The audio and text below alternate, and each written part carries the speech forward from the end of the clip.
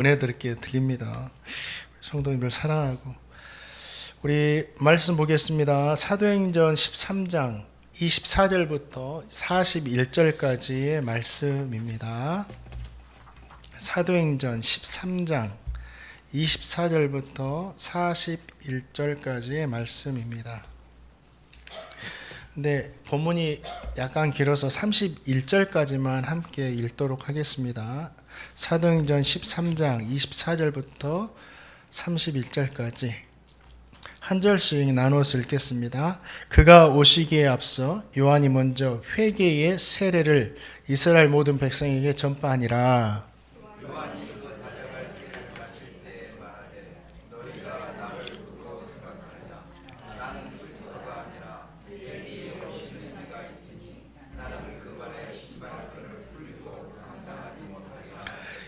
형제들아, 아브라함의 후손과 너희 중 하나님을 경외하는 사람들아, 이 구원의 말씀을 우리에게 보내셨거늘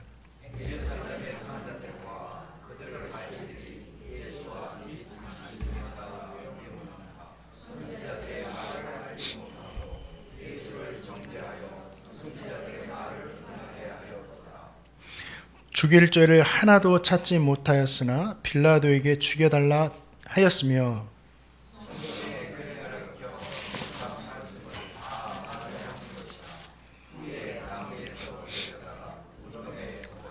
하나님이 죽은 자 가운데서 그를 살리신지라.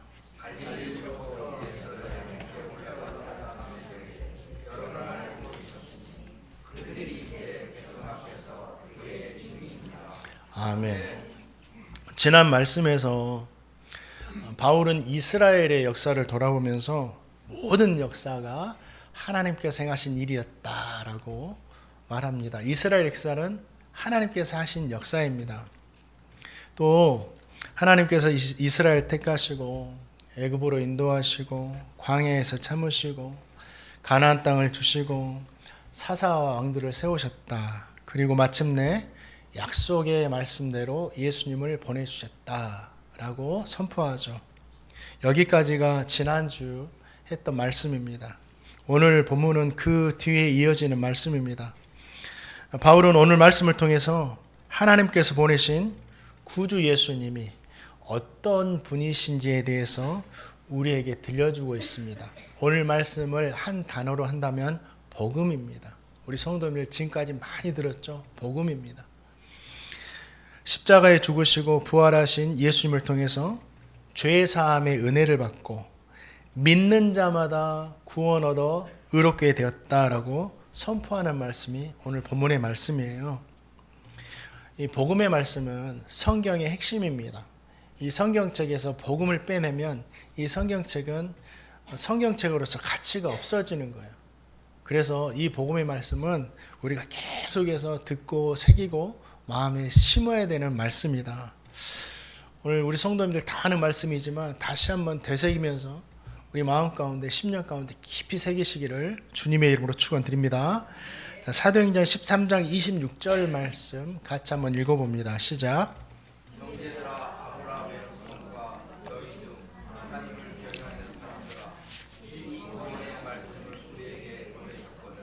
아멘.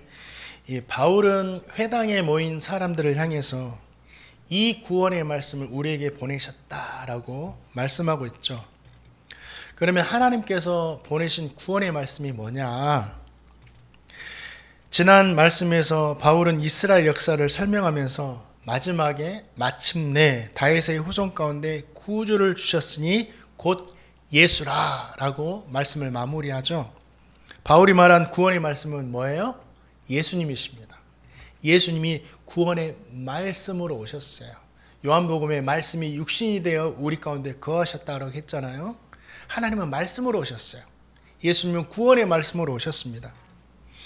예수님께서 구원의 말씀이시기 때문에 우린 예수님을 보면 뭘 알 수 있어요? 구원이 무엇인지에 대해서 알 수 있다라는 거예요. 예수님을 보면 구원이 뭐죠? 죄를 용서하시고 사망에서 벗어나 생명으로 인도하시는 하나님의 사랑이다. 이게 구원이에요. 죄 용서, 영생, 하나님의 사랑. 이게 구원이죠.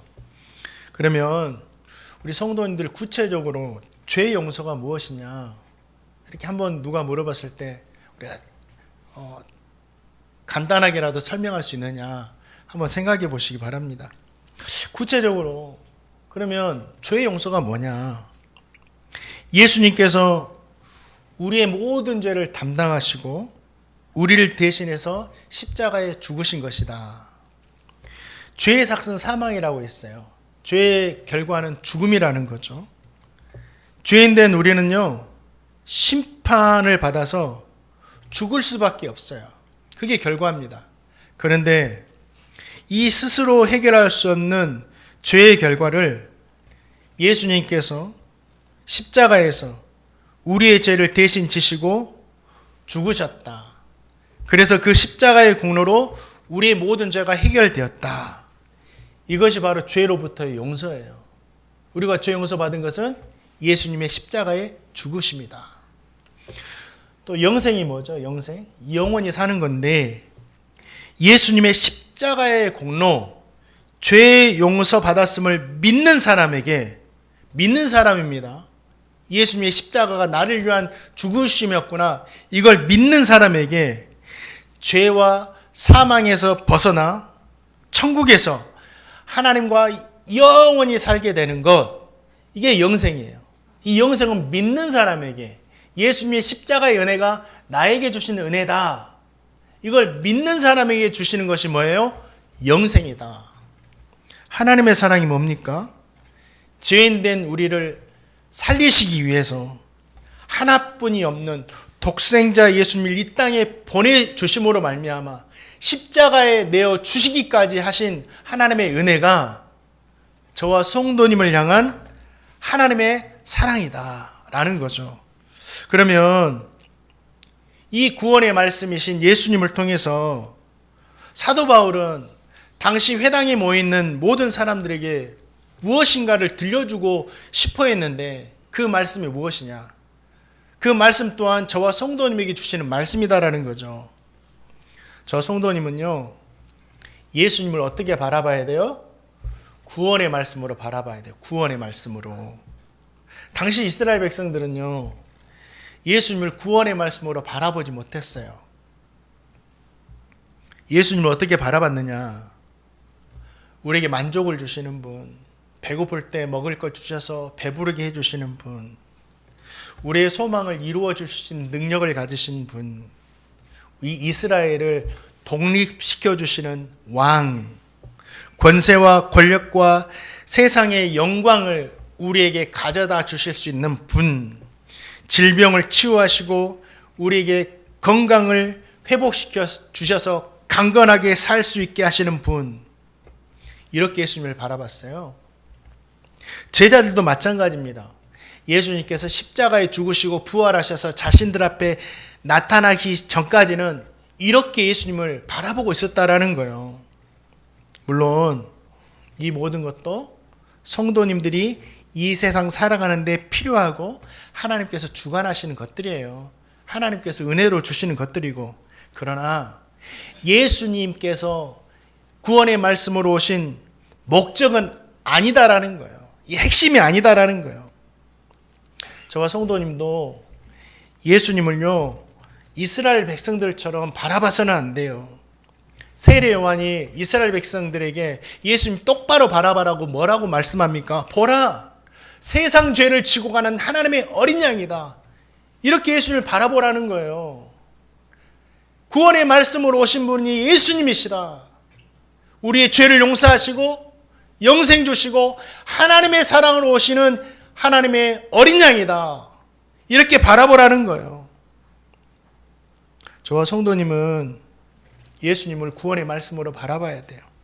진짜 예수님께서 우리의 죄를 용서하시고 생명 주시고 하나님의 사랑으로 바라볼 수 있는 제가 되고 우리 성도님 되시기를 주님의 이름으로 축원드립니다.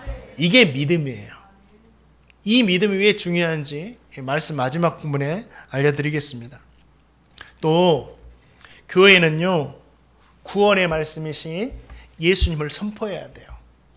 오늘 한 주간 세상에 살다가 우리 성도님들 교회에 와서 이렇게 예배 드리는데 제가 이 강단에서 세상 이야기하고 경제 이야기하고 정치 이야기하고 사회 문화 이야기하고 이 이야기를 또 설교 시간에 들려준다?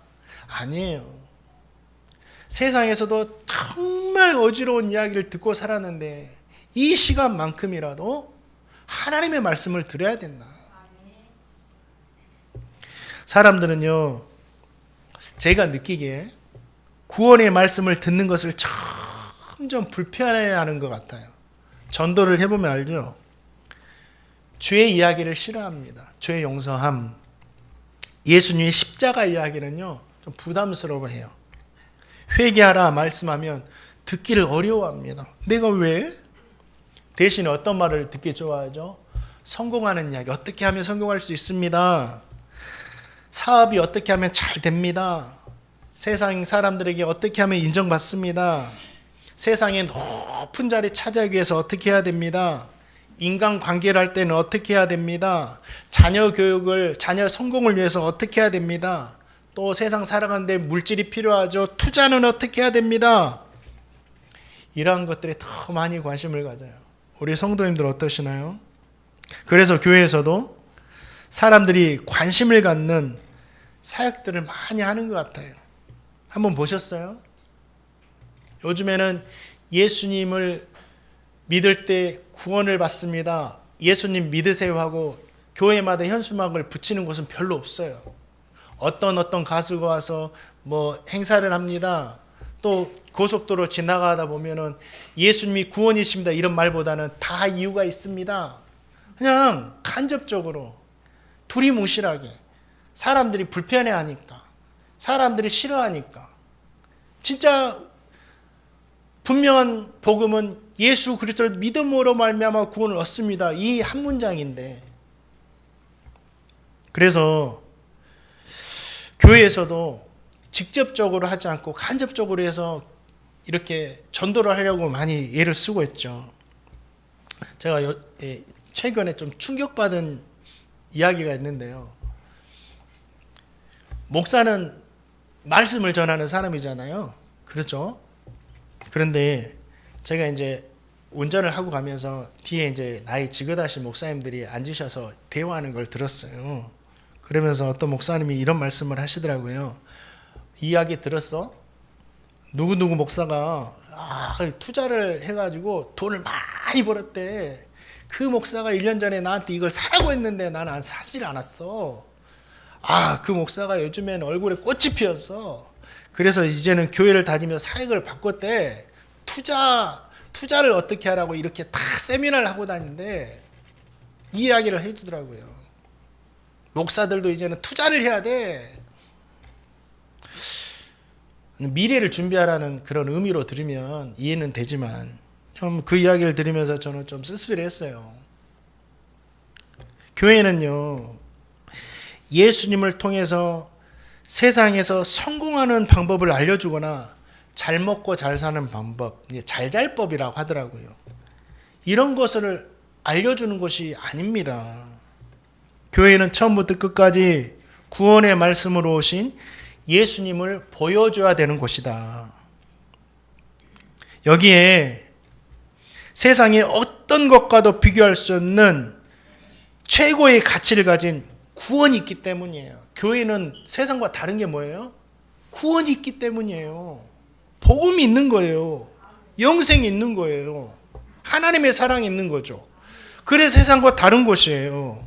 우린 영원한 가치를 위해서 사는 사람들이잖아요. 가난하면 어쩌습니까? 저에게는 자부심은 뭐예요? 영원한 가치를 위해서 내 시간과 내 모든 것을 쓴다. 이 영적인 자부심이 없으면 저는 아무것도 아닌 거예요. 교회는요, 하나님을 향한 성도들의 기도로 가득해야 돼요. 교회는요, 하나님의 말씀으로 가득해야 돼요. 교회는 성도들의 찬양으로 가득해야 됩니다. 교회는 예수님의 복음으로 가득해야 돼요. 교회는 세상의 지혜를 말해서 성도를 성공시키는 곳이 아니에요. 교회는 주님의 복음을 말해서 성도를 구원하는 곳입니다. 세상에 성공하는 방법은요, 세상에 세미나 들으면 돼요. 그분들이 더 잘합니다. 그분들이 더 전문가니까. 사랑하는 성도님들, 저와 성도님은요, 예수님을 구원의 말씀으로 바라봐야 돼요. 죄 용서함, 영생 조심, 우리를 향한 하나님의 사랑, 이 예수님이시다. 그리고 교회의 몸된, 주님의 몸된 우리 성도님들도 그렇고, 우리 행복놀이 교회도 그렇고, 끝까지 구원의 말씀으로 오신 예수님만을 세상에 증거하며 살아가시기를 주님의 이름으로 축원드립니다. 또 우리 사도행전 13장 30절 말씀도 한번 볼까요? 읽어보겠습니다. 30절 말씀 읽겠습니다. 시작.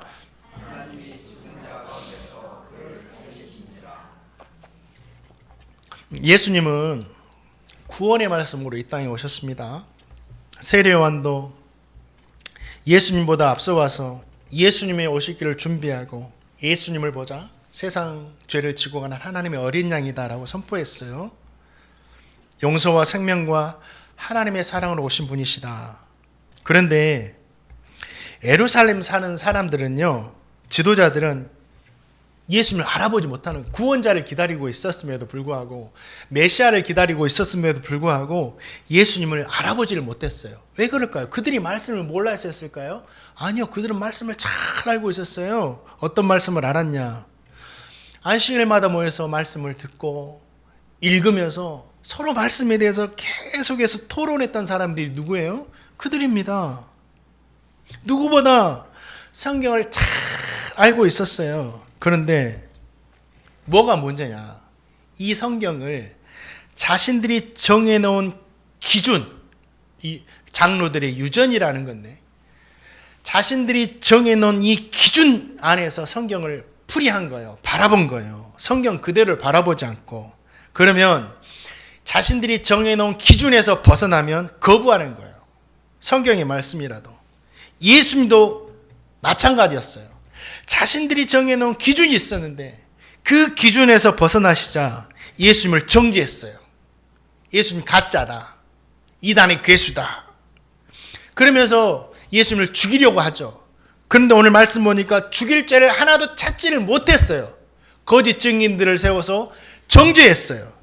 그리고 빌라도에게 예수님을 내어주면서 죽여달라고 요구합니다. 예수님은 죄가 없음에도 불구하고 억지로 죄를 만들어서 십자가에서 못 박아 죽으셨어요. 그것이 예수님의 죽으심이에요. 그런데 사람들이 예수님을 죽이고 예수님이 십자가에서 운명하시자 나무에서 내려 무덤에 두었습니다. 이제 예수님 죽으시고 무덤에 묻히셨으니까 거기까지, 야, 진짜 예수는 가짜였네. 예수님 실패했네. 야, 패배자다. 이렇게 보여지는 거예요.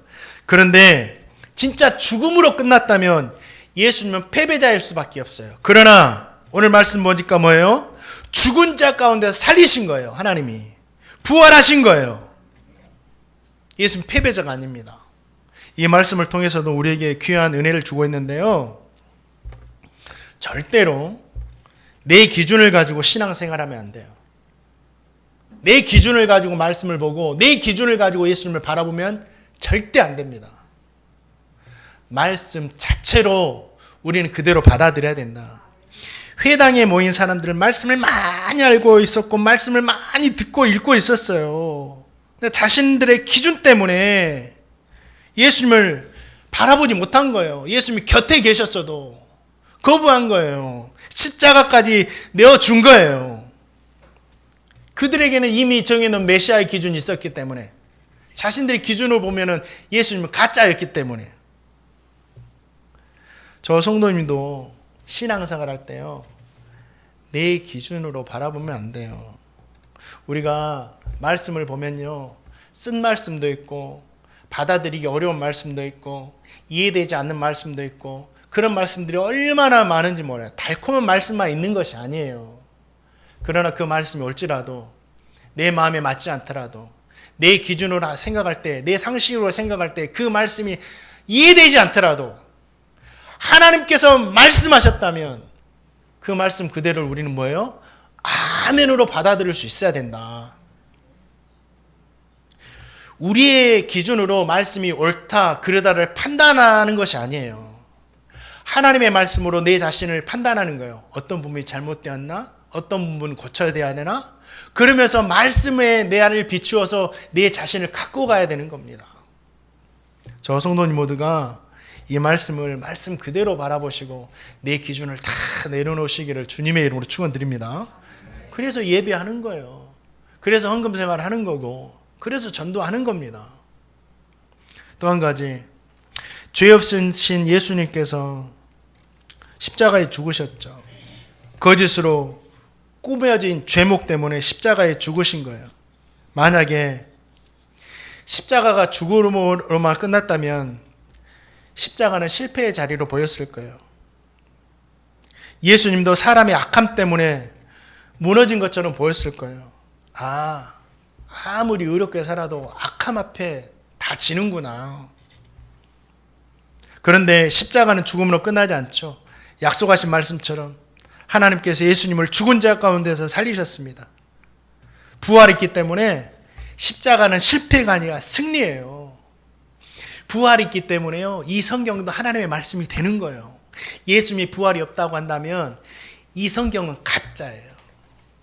부활은요, 모든 믿음의 마침표와 같은 겁니다. 우리 이 말씀에서 두 가지를 한번 생각해 보기 원합니다. 먼저 예수님의 십자가를 생각해 봅니다. 십자가는 뭐예요? 죄인이 죽는 장소입니다. 그렇기 때문에 십자가는요, 죄 없으신 주님께서 죽으실 장소가 아니에요. 십자가는 죄인된 제가, 저와 같은 사람이 고통당한 후에 죽는 장소고, 죽음 후에는 완전히 버려져야 하는 곳이 십자가예요. 그런데 죄 없으신 주님께서 저의 죄를 지시고 저를 대신해 십자가에서 고통받아 죽으셨습니다. 이 십자가를 바라볼 때 생각나는 게 뭐예요?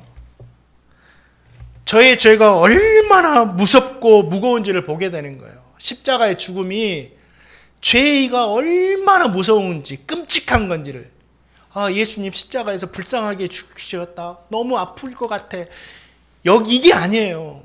십자가는 죄가 얼마나 무서운지, 죄값이 얼마나 큰지를 우리에게 보여주고 있는 거예요. 그게 예수님의 죽으심이에요. 또 한 가지, 십자가를 바라보면 하나님께서 죄인 된 우리를 어느 정도까지 사랑하신지를 볼 수 있는 거예요. 아들을 내어주시기까지, 아들을 십자가에 죽으시기까지 그렇게 나를 사랑하시는구나, 이걸 보는 거예요. 그래서 십자가를 바라볼 때 뭐가 나오는 거예요? 회개가 나오는 겁니다. 주님. 그래서 십자가를 바라볼 때 감사가 나오는 겁니다. 주님. 그래서 십자가를 바라볼 때 충성이 나오는 거예요. 주님께 충성하겠습니다. 이 충성이 무엇인가? 이후에 말씀 가운데 알려드리겠습니다. 이번 한 주간 우리가 세상에 나가서 살아갈 건데, 세상 살아가는 동안 하루에 단 10분이라도, 아니 5분이라도 예수님의 십자가를 깊이 한번 묵상해 보시기를 주님의 이름으로 축원드립니다. 또 우리 주님은 십자가로만 끝나지 않고 부활로 끝을 내시죠. 우리 부활을 한번 생각해 볼까요? 부활은 예수님의 십자가가 실패가 아니라 승리였음을 선포하는 사건이죠. 죄로부터의 승리, 사망 권세로부터의 승리, 구원에 대한 승리, 거짓에 대한 승리, 모든 악함과 질고로부터 승리를 말해주는 거예요. 우리 주님께서 이 모든 것을 이기고 승리하셨어요. 부활이 그걸 말해준다니까요. 예수님의 승리는 예수님 한 분만의 승리가 아니에요. 예수를 믿는 모든 성도들의 승리를 미리 보여준 겁니다. 저 성도님이 진짜 예수를 믿는다면 우리는 이미 이러한 승리가 보장된 사람들입니다. 죄도요, 성도를 이길 수 없어요. 어떤 죄도 성도를 이길 수가 없는 겁니다. 죄는요, 회개할 제목일 뿐 성도를 주관할 수 없어요.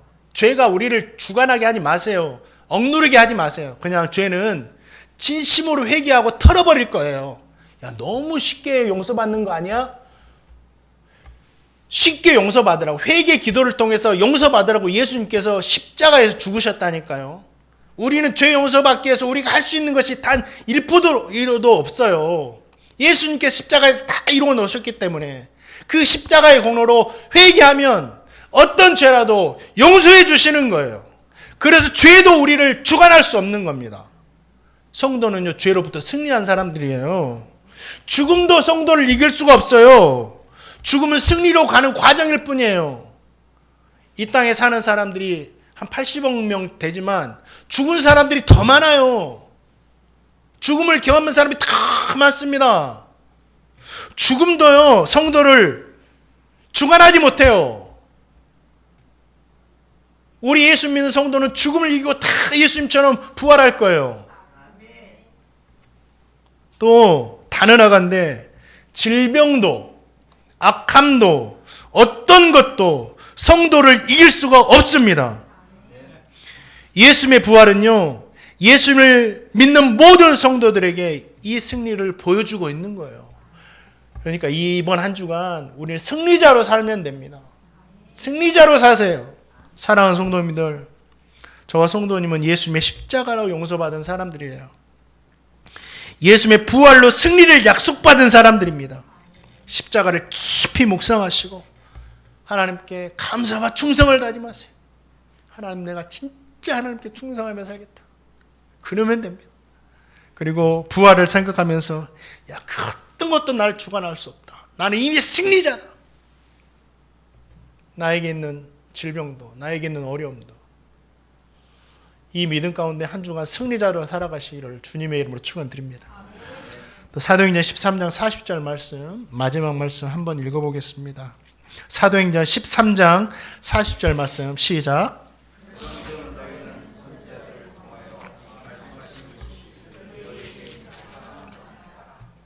아멘. 하박국 시대에 유다 백성들은요, 하나님의 말씀을 듣고도 죄에서 돌이키지 않았습니다. 그들 가운데는 강포와 불의와 다툼과 폐역이 가득했지만 하나님께서 그 죄악을 선지자를 통해 책망하시고 심판을 경고하셨지만 그들은 선지자의 말을 비웃고 믿지 않고 회개하지도 않았어요. 나 당장 무슨 문제 없는데. 결국 하나님께서는 바벨론이라는 나라를 통해서 심판하실 것을 말씀하셨고, 회개하지 않자, 돌이키지 않자, 삼가하지 않자, 그 말씀대로 심판하셨고 나라를 멸망시키죠. 이 바울은 하박국의 말씀을 인용해서 회당에 모여있는 사람들에게, 복음을 듣고 있는 사람들에게 삼가라고 경고의 말씀을 주고 있는 겁니다. 어떤 경고의 말씀요?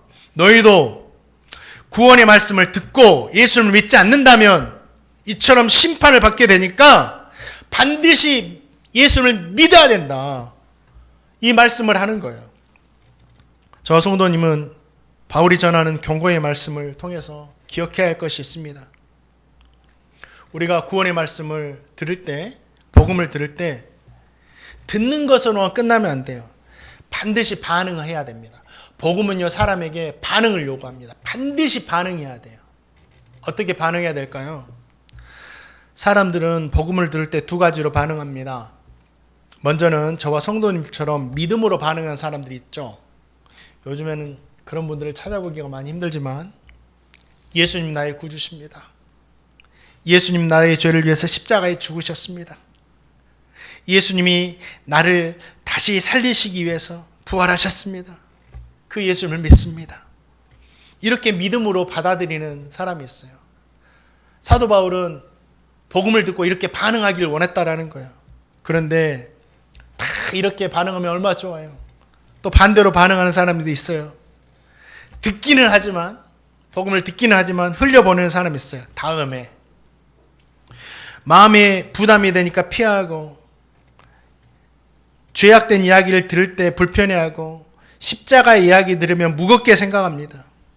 회개라는 말을 들으면 나와 상관이 없는 말씀처럼 생각하죠. 구원의 말씀을 듣기는 하지만 믿지를 않아요. 왜 그럴까요?